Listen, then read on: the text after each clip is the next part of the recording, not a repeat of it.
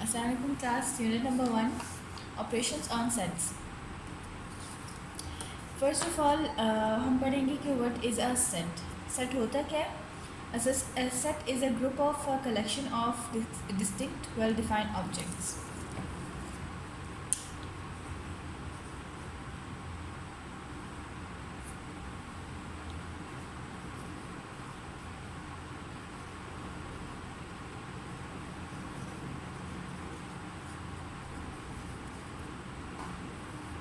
Well defined objects. For example हम कोई भी एग्जांपल ले लेते हैं। कोई भी हमारे पास सेट है, सेट ए, उसमें हमने लिखना है कि number of days in a week.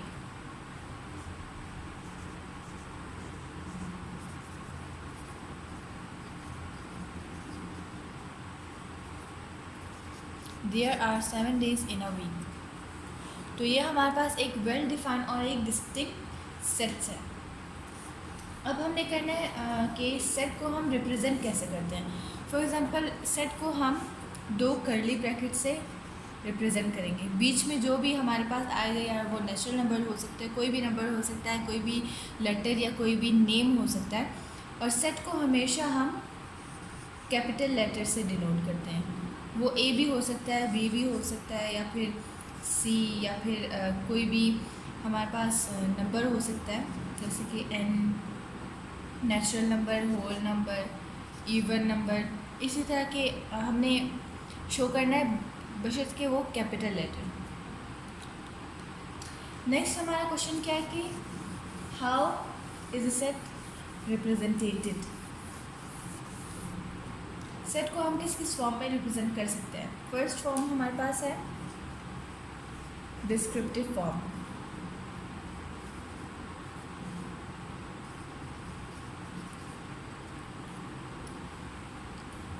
Second है set builder form.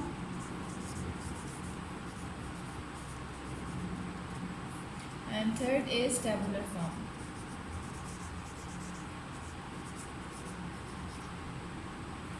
Descriptive form में हमारे पास किस तरह के फॉर्म आ जाते हैं। फॉर एग्जांपल हमने किसी चीज़ को डिस्क्राइब करके कहना होता है, जैसे set of whole number.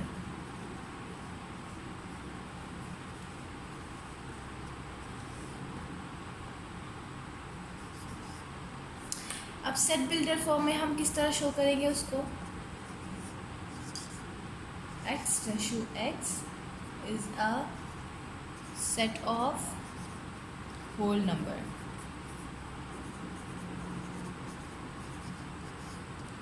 Tabular form में हम करेंगे कि उसको नंबर के हिसाब से, या जो भी उन्होंने कहा कि सेट ऑफ होल नंबर है, तो हम उसको शो करेंगे 0, 1, 2, 3, 4 and up to so on, जितने भी होल नंबर्स हैं।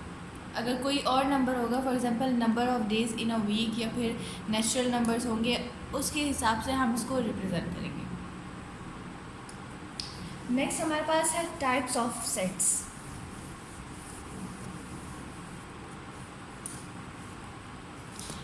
फर्स्ट टाइप हमारे पास है एम्प्टी सेट। एम्प्टी सेट हम उस सेट को कहते हैं जिसमें हमारे पास कोई भी एलिमेंट ना हो। फॉर एग्जांपल सेट ए हमारे पास है, कर्ली ब्रैकेट, या फिर कोई भी सेट नहीं है, और इसको हम इस फॉर्म से भी डिनोट कर सकते हैं।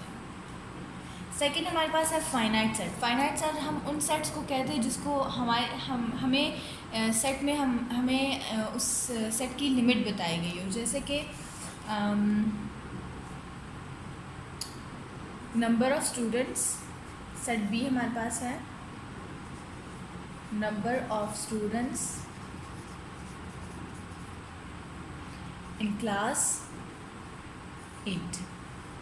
तो हम यहाँ पे नंबर ऑफ स्टूडेंट्स लिखेंगे, there are 28 students in class 8। इसी तरह जो भी ऐसा सेट जिसकी हमें कोई लिमिट बताई गई हो, उसको हम कहेंगे फाइनाइट सेट। इनफाइनाइट सेट हमारे पास क्या होता है, जैसे कि हमारे पास नेचुरल नंबर है, हमें नहीं पता कि नेचुरल नंबर कहाँ पे जाके एंड होता है, 1, 2, 3, 4 and up to so on. ऐसे सेट जिसके लिमिट हमें ना पता हो वो फाइनाइट सेट होता है। डिसजॉइंट सेट क्या होता है? फॉर एग्जांपल हमारे पास दो सेट है, set A is 1 2 3 and the set B is 4 5 and 6। ऐसे दो सेट्स जिसके एलिमेंट्स एक दूसरे से बिल्कुल ही टोटल मुख्तलिफ हो, जैसे कि 1 2 3 है यहाँ पर और यहाँ पर 4 5 6, इन दोनों सेट्स में कोई भी एलिमेंट कॉमन नहीं है तो हम इसको कहेंगे डिसजॉइंट सेट्स। ओवरलैपिंग सेट क्या होता है? ओवरलैपिंग सेट को हम जॉइंट सेट भी कह सकते हैं। फॉर एग्जांपल ए है 1 2 3, ये बिल्कुल डिसजॉइंट सेट के ऑपोजिट है 3 4 5। अब यहाँ पे इन दोनों को हम कंपेयर करें तो 3 और 3 कॉमन आ रहे हैं, तो हम यहाँ पे इसको कहेंगे ओवरलैपिंग सेट। इक्विवेलेंट सेट ऐसे सेट्स होते हैं जिसके नंबर ऑफ एलिमेंट्स दो सेट अगर हम लें, फॉर एग्जांपल यहाँ पे 1 2 3 1 2 3, दोनों सेट्स में हमारे पास नंबर ऑफ एलिमेंट्स सेम है तो हम इसको कहेंगे इक्विवेलेंट सेट्स। इक्वल सेट्स हमारे पास क्या होते हैं? Set which contain the same elements. हमारे पास दो टाइप्स होते हैं, एक इक्विवेलेंट सेट और एक इक्वल सेट। इक्विवेलेंट सेट हम उन सेट को कहते हैं जिसमें हमारे पास सेम नंबर ऑफ एलिमेंट्स हों। फॉर एग्जांपल इनको हम एलिमेंट्स कहते हैं, या हमारे पास सेम नंबर ऑफ एलिमेंट्स है। फॉर एग्जांपल यहाँ पे हमारे पास ये होंगे इक्विवेलेंट सेट्स। लेकिन इक्वल सेट्स हमारे पास क्या होते हैं कि जिनमें सेम एलिमेंट्स हो, सेम एलिमेंट्स, वहाँ पे हम नंबर्स को नहीं गिनेंगे। सो 1 2 3 और सेट बी में भी 1 2 3, ये हमारे पास इक्वल सेट है। तो आप लोगों ने इक्विवेलेंट सेट और इक्वल सेट्स में आप लोगों ने डिफरेंट ध्यान में रखना है।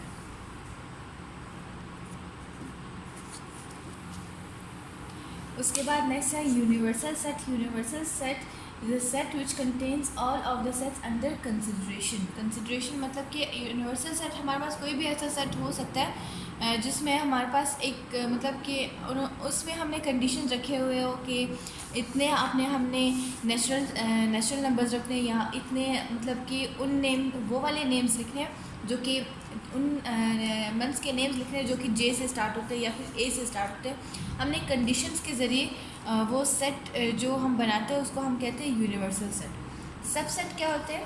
Is a set that is fully contain in a bigger set. That bigger, for example कोई भी सेट होता है 1 2 3 और सेट बी है 2, तो यहाँ पे सेट बी के जो एलिमेंट है वो सेट ए के एलिमेंट्स में आते हैं, तो हम यहाँ पे लिखेंगे B is a subset of ए।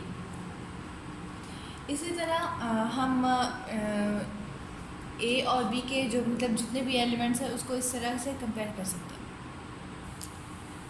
उसके बाद नेक्स्ट हमारे पास है cardinal number of a set. Cardinal number of मतलब कि जैसे हमने पीछे कहा था कोई भी सेट है ए बी सी और डी, यहाँ पे हमने कहा था जो ए बी सी और डी है ये हमारे पास एलिमेंट्स कहलाते हैं, लेकिन इनका दूसरा जो नेम है इसको हम कार्डिनल्स भी कहते हैं। तो अब से जो सेट के एलिमेंट्स होंगे उसको हम कार्डिनल्स कहेंगे। नीचे आप बॉक्स देखिए, उसमें सिंबल्स यूज्ड इन सेट्स, जितने भी सिंबल्स हमारे पास सेट में यूज़ होते हैं। फॉर एग्जांपल इक्वल है, ये जो इक्वल के ऊपर एरो दिया हुआ है इस तरह से, ये हमारे पास is not equal to, is a member of मतलब belongs to, is not, does not belongs to, is the empty set. इसी तरह आप लोगों ने ये सिंबल खुद याद रखना है। नेक्स्ट हमारे पास है इक्विवेलेंट सेट। इक्विवेलेंट सेट जो हमने पीछे मैंने आप लोगों को समझाया था कि इक्विवेलेंट सेट होते क्या है। इक्विवेलेंट सेट वो सेट्स होते हैं जिसमें दो सेट्स को हम कंपेयर करते हैं, उसके नंबर ऑफ एलिमेंट्स अगर वो सेम होंगे, मतलब सेट ए है यहाँ पे और सेट बी में भी 1 2 3 4, दोनों सेट में 4 4 एलिमेंट्स हैं, तो ये हमारे पास इक्विवेलेंट सेट्स होंगे। अब हम मूव करते हैं ऑपरेशन ऑफ सेट्स की तरफ। ऑपरेशन ऑफ सेट, इसमें हमारे पास दो ऑपरेशन होते हैं।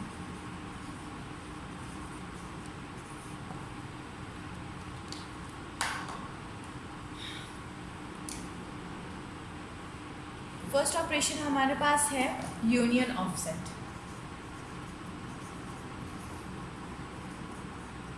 यूनियन से हमें पता चल रहा है कि जो कॉमन चीज़ें होंगी, यूनियन और इसका सिंबल जो होता है वो इससे डिनोट किया जाता है। फॉर एग्जाम्पल हमारे पास एक दो सेट है,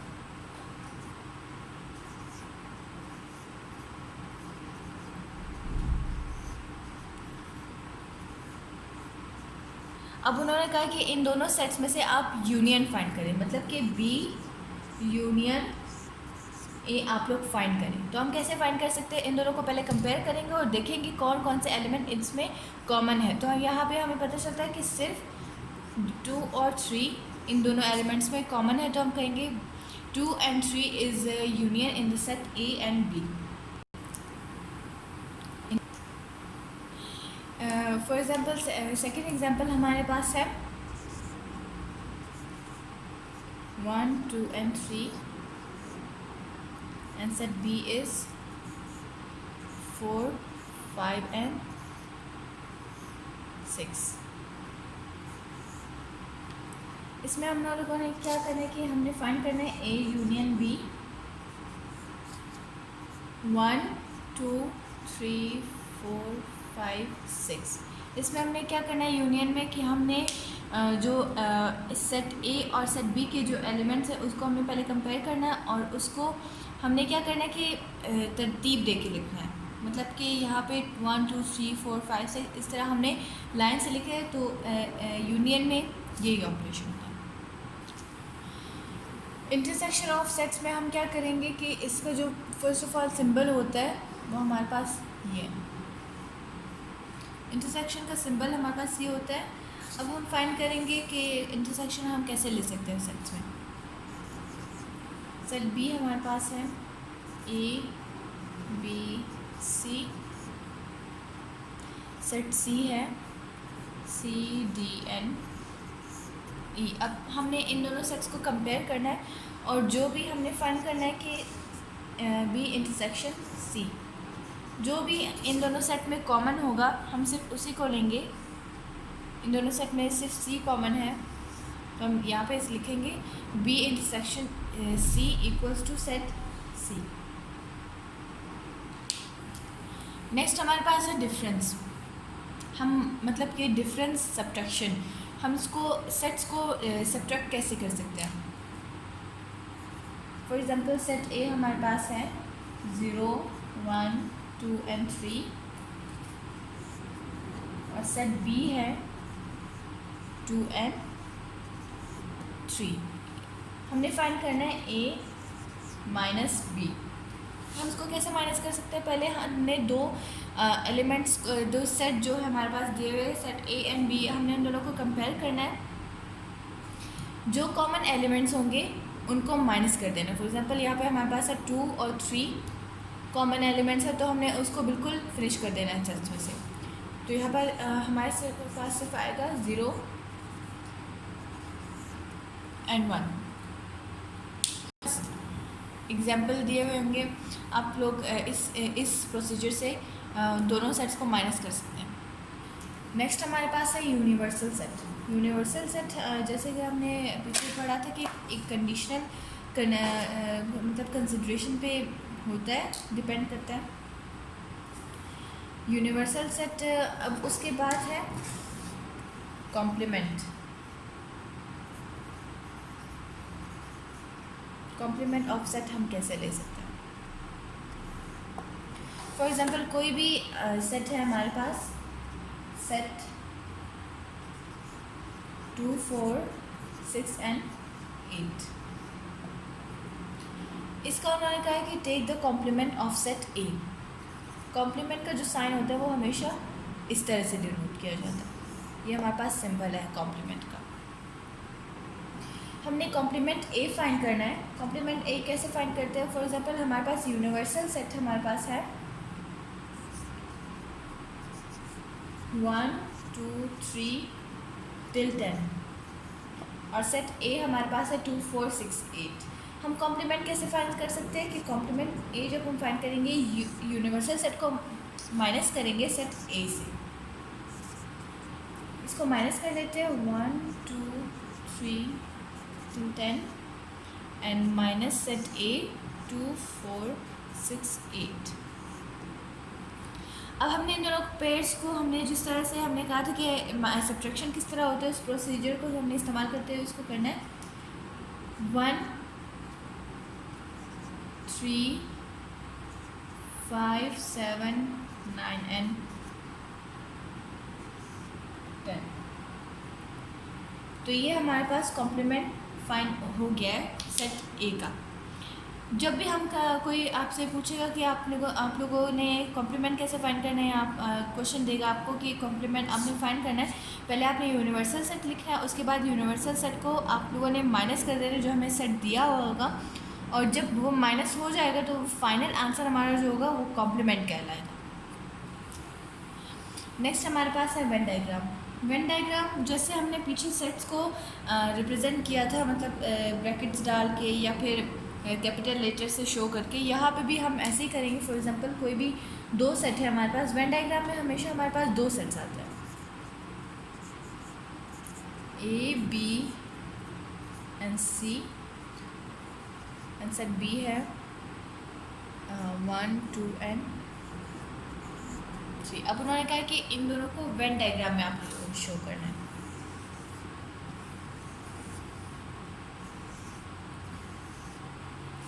यहाँ पे सेट ए है, यहाँ पे सेट बी, इसमें ए बी और सी, यहाँ पे 1 2 एंड 3। इस तरह से हम वेन डायग्राम को शो करेंगे। फॉर एग्जांपल हमारे पास दो ऐसे सेट्स आते हैं जिसमें हमारे पास कॉमन वैल्यूज़ हैं, जैसे कि A B C and set B is C D and E. तो हम वेन डायग्राम एक ही वेन डायग्राम बनाएंगे, उसको हम कहेंगे ओवरलैपिंग। यहाँ पे सेट ए है और ये सेट बी। ए बी के जो वैल्यूज़ हैं जो कॉमन नहीं है वो साइड पे आ जाएंगे, और जो कॉमन है हम उसको ओवरलैपिंग की जगह जो हमने छोड़ी है वहाँ पे लिखेंगे, और यहाँ पे जो सी की जगह जो बाकी एलिमेंट्स हैं जैसे कि डी और ई हम इसको यहाँ पे लिख देंगे। इसी तरह हमने वेन डायग्राम को जो जितने भी हमारे पास इस तरह के सेट्स आएंगे, इस प्रोसीजर से हमने इसको डायग्राम्स बना के इसको सॉल्व करने हैं। अगर वेन डायग्राम में आप लोग कोई कहेगा कि मतलब कि ए माइनस बी फाइंड करें या फिर ए कॉम्प्लीमेंट फाइंड करें, तो यहाँ से आप लोग कॉम्प्लीमेंट या फिर माइनस ये सब कुछ भी, या फिर यूनियन या फिर इंटरसेक्शन हो सकता है, ये सब कुछ भी आप लोग वेन डायग्राम के ज़रिए फाइंड कर सकते हैं। अब नेक्स्ट हमारे पास है प्रॉपर्टीज़ ऑफ सेट्स। प्रॉपर्टीज़ जो हमारे पास इस ग्रेड में है वो हमारे पास दो प्रॉपर्टीज़ है। First is commutative and second is associative. अब कम्यूटेटिव को हम एक दफ़ा यूनियन से करेंगे, एक दफ़ा इंटरसेक्शन से। सेम इसी तरह एसोसिएटिव को भी एक दफ़ा हम यूनियन से करेंगे और एक दफ़ा इंटरसेक्शन के लिहाज से करेंगे।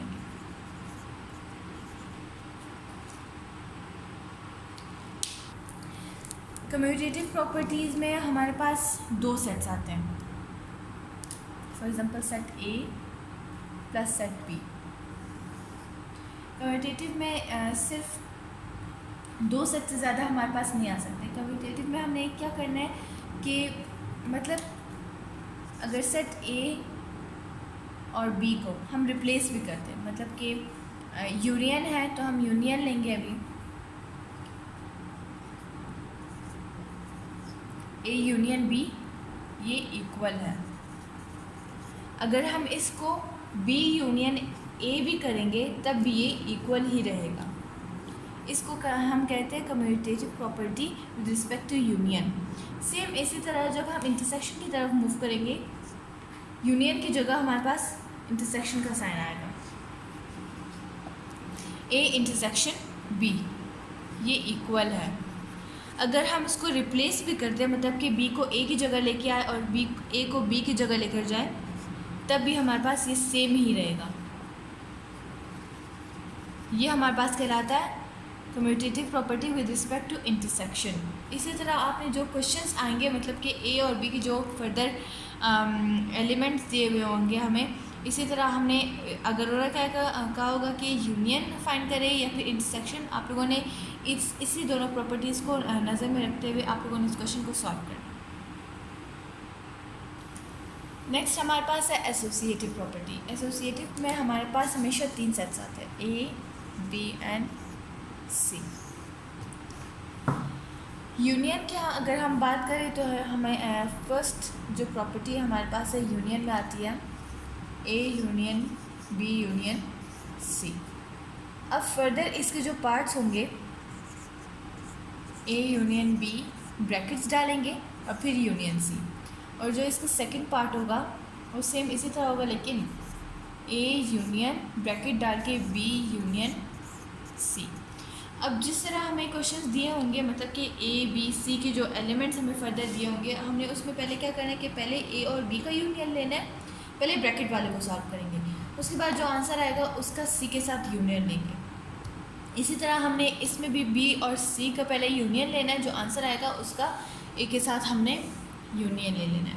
अब अगर हम इंटरसेक्शन की तरफ बात मूव करें तो ये यूनियन की जगह इंटरसेक्शन का साइन आ जाएगा। इसमें भी फर्दर पार्ट्स है इसके सेम इसी तरह, बस यूनियन के का साइन हटा के हमने इंटरसेक्शन का साइन डालना है, A intersection B intersection C. और इसमें अगर देखें A intersection B intersection C, पहले हमने ब्रैकेट वाले को सॉल्व करना है, जो आंसर आएगा उसके साथ हमने थर्ड वाले को सॉल्व कर लेना है। अब आता है हमारे पास एक्सरसाइज नंबर 1।